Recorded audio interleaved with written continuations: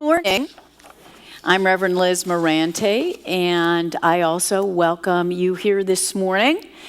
This whole month, we are being awake to gratitude. All year, we've been being awake to different aspects of spirit, different aspects of life. And this month, I decided let's make the whole month gratitude, not just the week around Thanksgiving. And last week, we were learning how to be grateful for the future. So this week, we're going to be grateful for the past. And some of that, as you know, is easy, and some of it isn't. So we're going to move from easy to difficult and see how we can spiritually use all of our past and incorporate it into gratitude. So we'll start with the good stuff. It's easy to be grateful for the good stuff. All of us have wonderful things in our past. The first time we fell in love. The other day, this says something about my generation, I think. The other day I was driving up Highway 68. The sun was out. It was beautiful. And KRML, finally we have a good radio station, or my generation, good radio station, and KRML was playing, I figured out later, it was Bruce Springsteen, he had Roger McGuinn, and they sang Turn, Turn, Turn. And so as soon as I heard that, ding, ding, ding, ding, ding, I was just like, oh, it's a wonderful day. And so all the way up 68, sometimes it goes out in 68, but no, the radio stayed on so I could, okay, that's me, but it was a beautiful moment for me, and I thought how funny that this is, some people would be transported by a piece of classical music. What's that Renaissance era music? Baroque, wonderful Baroque music. You know, some people would be transported by that or an opera, but no, me, old bird song. Okay, but it was beautiful, and I was just in a whole thing of gratitude. And that was in the moment, but now it's past, and I remember, and it's wonderful. So I know you all have those. If you have fabulous families, you're grateful for your families. If you live here, you're grateful.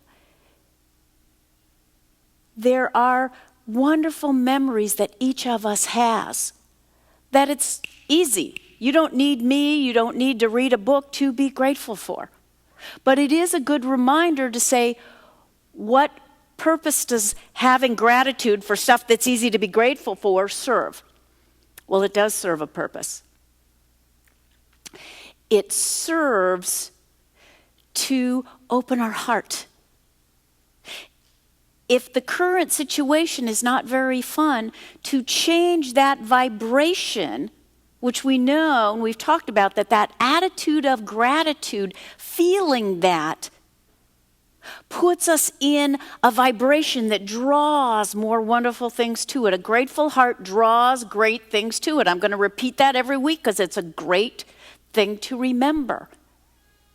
And so when we take a moment to reflect on those wonderful things in our lives we're grateful for, it starts expanding our heart. It starts priming the pump for more wonderful things to flood in.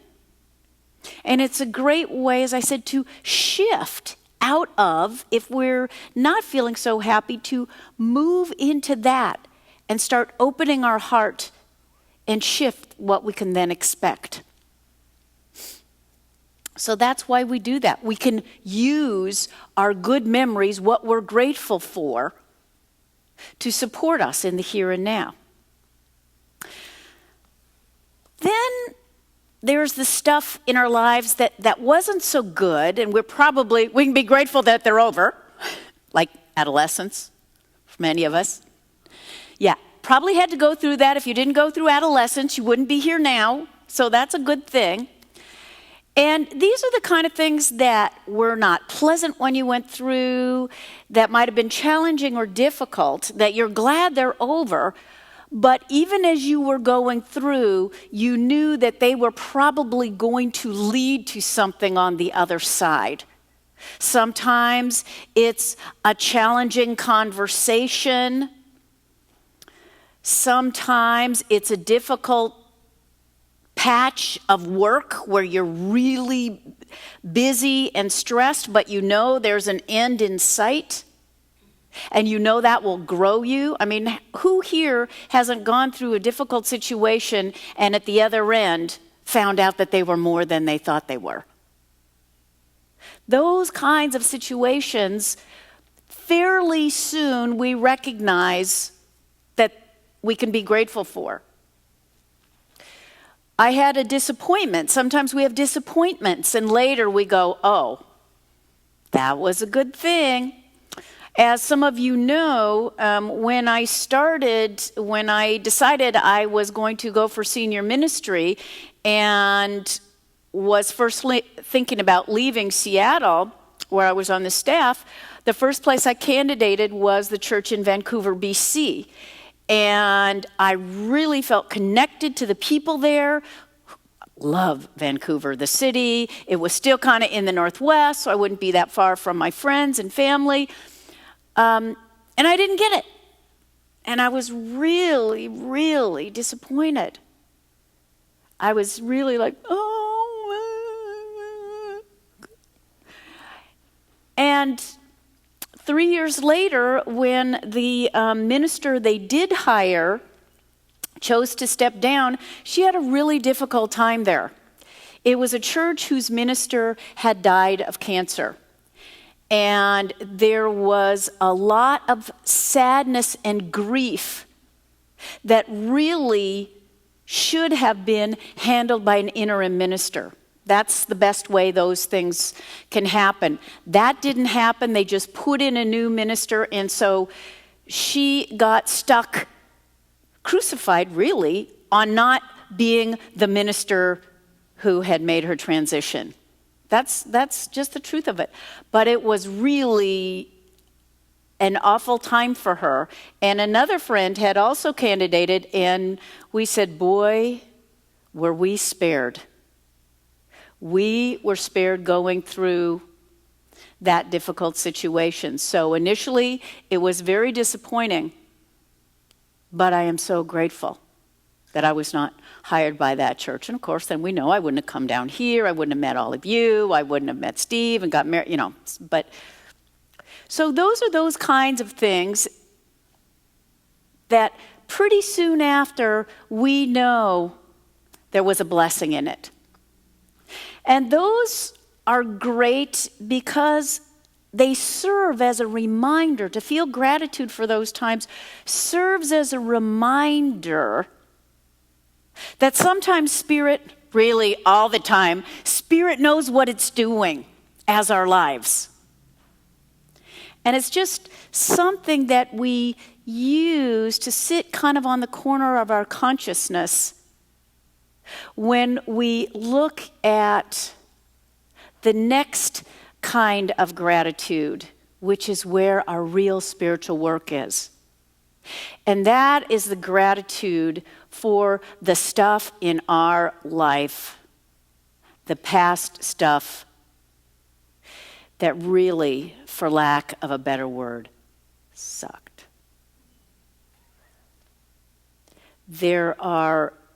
You all have them, and they're varying degrees, but it doesn't really matter when it's my life. Whether you've suffered losses of a loved one, of a parent early on in life, of a spouse, of a dear friend, whether you had abuse as a child, whether you or someone you deeply loved was involved in a tragedy, that stuff that we look back on and I think feel victimized by. It was out of the blue, it was incredibly painful. And it can seem that for me to suggest that there was a way to be grateful for this, it's like, excuse me, I don't think so. So the reason we're talking about it is because this is where the real spiritual work is. Because it's easy to be grateful for stuff that we know is good. And it's not so difficult to be grateful for stuff that turned out better in the end, or that we got through and we're on the other side of and felt whole. But what about the stuff that leaves us not feeling whole, that leaves us feeling damaged? How can we be grateful for that?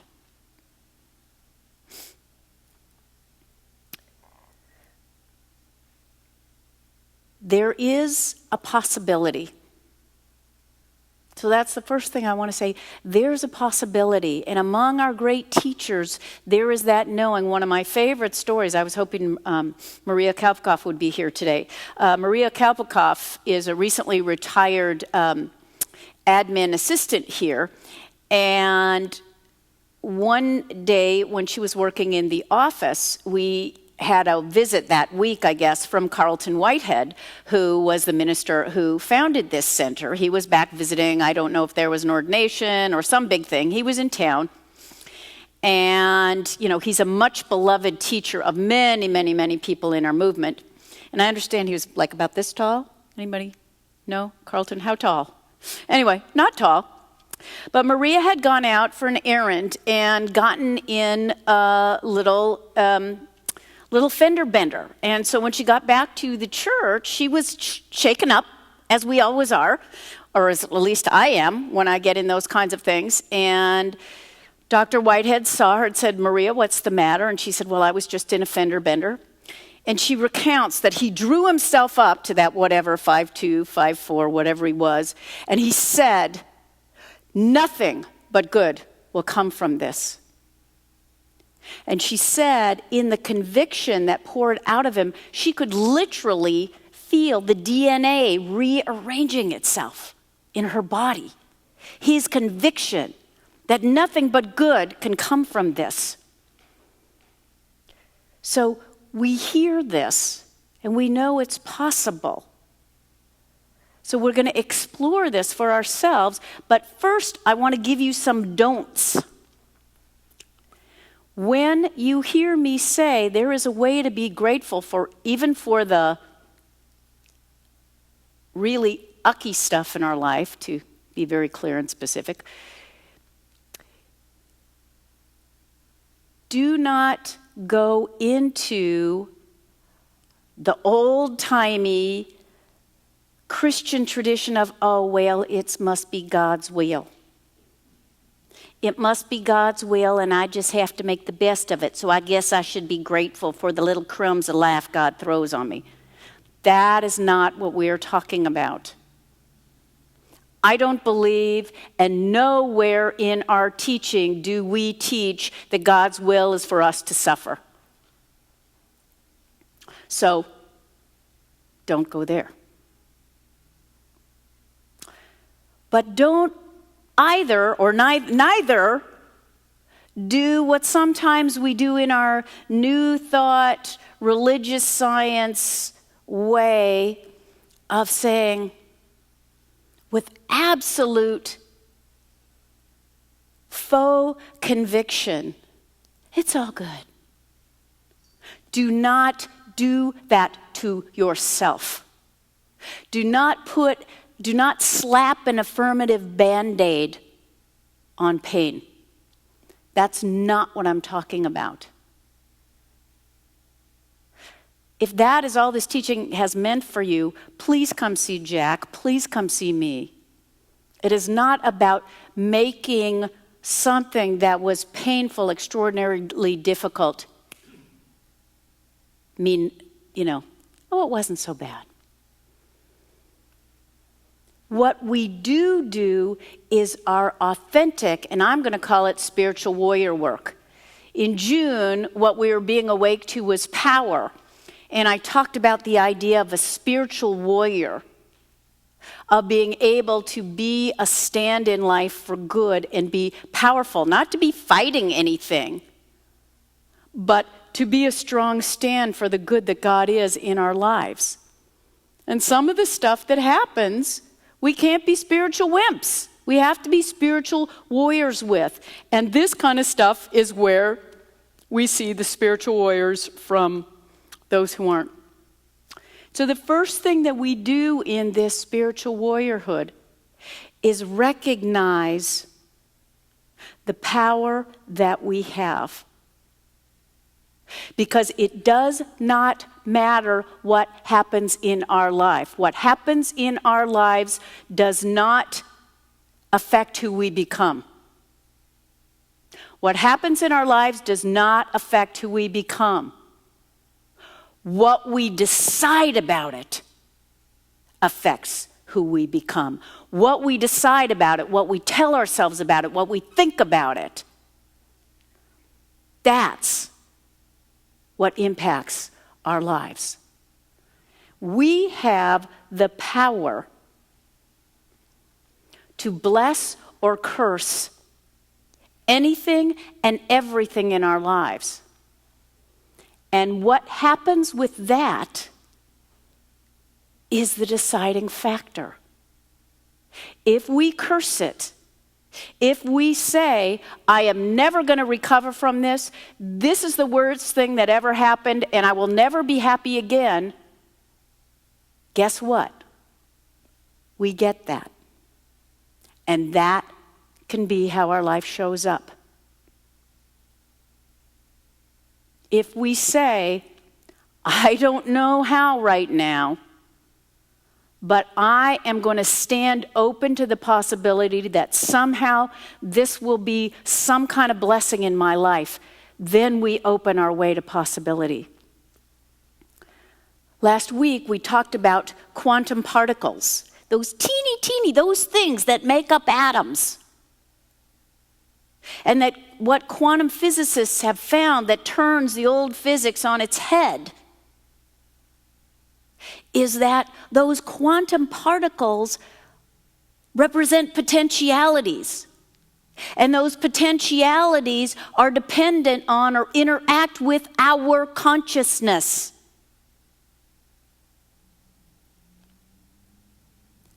And what that means, what scientists are seeing, that as the quantum particles acted differently depending on what the scientists expect them to do, that what we expect, what we claim, what we put our consciousness on, literally, scientifically calls it into being. Each of those quantum particles, therefore, each event in our life is a potentiality for good or not good. We get to call it. We get to call it. And as soon as we decide something is going to ruin our life, then we have collapsed all the possibilities that could come from that event. We have collapsed them into a negative. But if we are willing to say, again, I don't know how in this moment, and it isn't that we have to go ahead and dance and sing in the moment, but to be able to be open, especially event that you're still holding, and say, okay, I am open to somehow this blessing me. Because we have the opportunity to shift. Even if you said this is going to ruin my life 10 years ago, 20 years ago, and it happens. You can change your mind right now. That is also the power that you have. You can change your mind.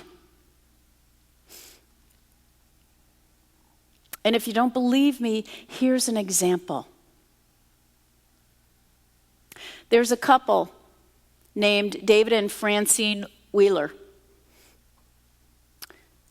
They live in Newton, Connecticut, I think it is, where the shooter opened fire and killed a bunch of first graders.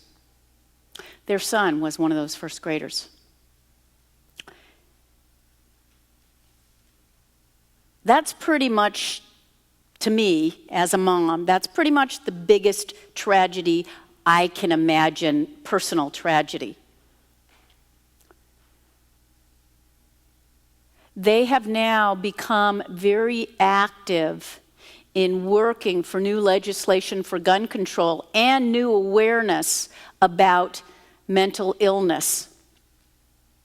How did they do this? Why do they do this?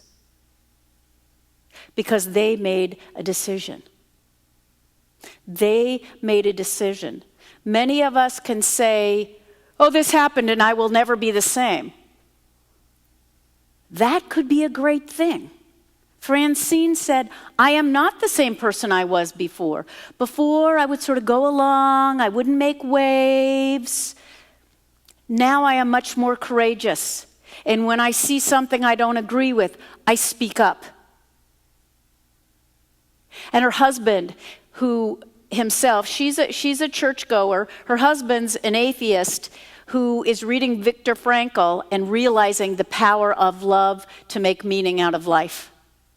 And what both of them have said is that we had to make a decision to make our hearts greater than our loss. The decision to make our hearts greater than our loss. We all have that power to make that decision.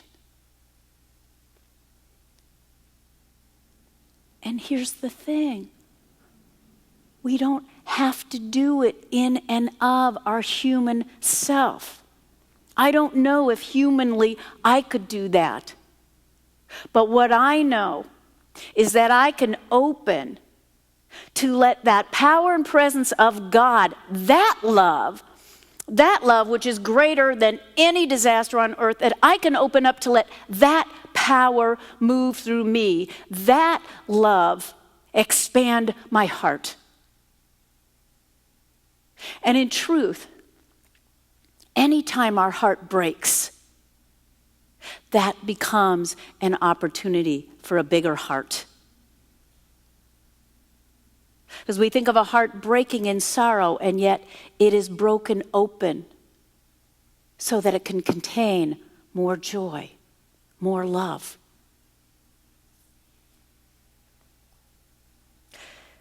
See, when we choose to be spiritual warriors with this, we come to know that we can use everything that has gone on in our lives. Everything. I don't believe anything is wasted in our lives. I don't think God wastes anything. The only way that life experience gets wasted is if we don't use it to become more loving, more compassionate, and more wise. And so any event in our life, especially these very painful ones, become the opportunity to say, God, what within me needs an opening here? Again, I'm not saying do this in the moment. I'm not saying plaster over your pain. But I am saying as you move forward, so that I can look at my life and be grateful for all of it and know that even the painful, disastrous stuff have been in service to something greater on the planet. Have been in service to me becoming more transparent to the spiritual magnificence that I am, the divine that I am. And if I can open to that and know that and be that, then I truly am the great heart. And I truly can be grateful for all of it. So we use the good, our gratitude for the good, to start opening our hearts and priming that pump. And then we use the memories of those things that we know turned out fine to remind us.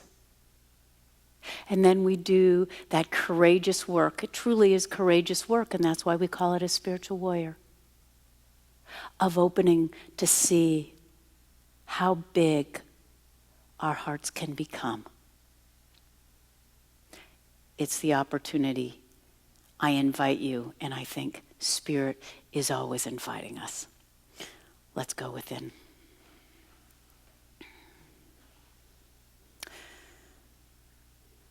And I am so grateful that there is a power and presence in my life. And that power and presence, it may be universal mind, it may be intelligence, it may be wisdom, it may be creativity. That's all good and fine. But what I also know is that it is love. It is perfect. It is unconditional. It is more expansive than anything I could ever know. And that love stands ever available to pour itself in and through and as my life and as my mind and as my heart. And so in this moment, I take anything in my life that I have felt has lessened me, that I have felt has reduced me, that I have felt has saddened me, and I turn to ask a new question, to make a new invitation for that love to come in and expand me.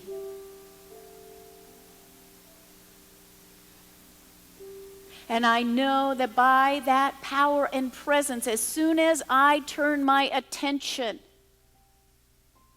and make the opening, even if I don't have a clue how this can be done, I make the opening for that great love, that universal love, that infinite love to pour itself in me. The darkness begins to lighten. I begin to be led. And I begin to see more fully the preciousness, the beauty that is my spiritual magnificence, that sometimes can only be revealed in such a way.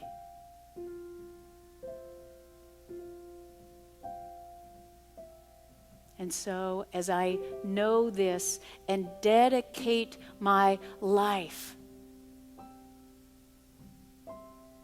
to being a great heart, whose love in me, as me, through me is greater than any loss I can know, then not only have I been blessed, but I know I have been a blessing. As I speak this word of opening, the law takes my word and brings it back to me fulfilled. So I do speak this, I do claim this, I release it, and in gratitude, I say, and so it is.